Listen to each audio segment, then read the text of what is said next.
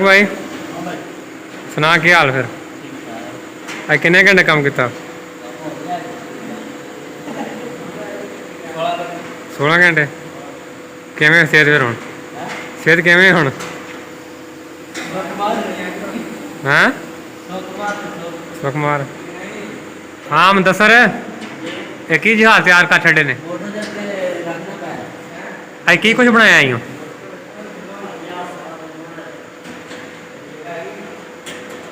लगता हूँ नींद आ रही है रात का 1 बज गया सुबह तो लगे हुए हैं आ रही तस्वीर आ रही साफ आ रही बोल तू गल कर सुना थकिया नहीं हले नहीं फिर करी काम सुबह तक देख ला वो लैन तेरे मिलानी अपन लैन सामने कुप्पी लगी हुई है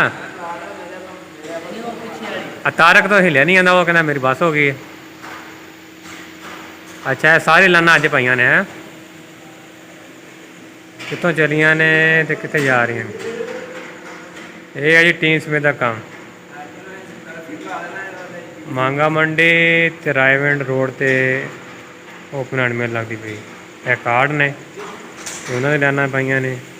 डैक्टा का काम किया यह जड़ा वा बिल रूम शुरू हो जाए मशीन उन्होंने पिछों माल चुकेगा चले कि तुम दिखावा फिर इंशाल्लाह ओए कितने चढ़ता है ना डैगना पाइए तो थले आया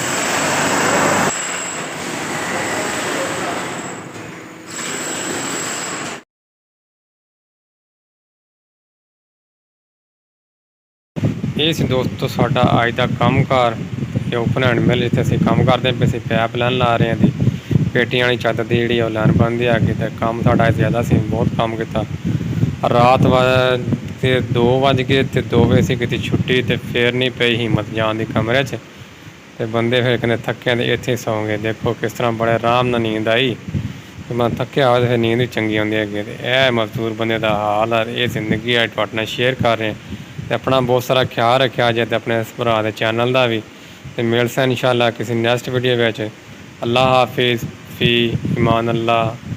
अल्लाह पाक आप सबका हामी व नासर हो।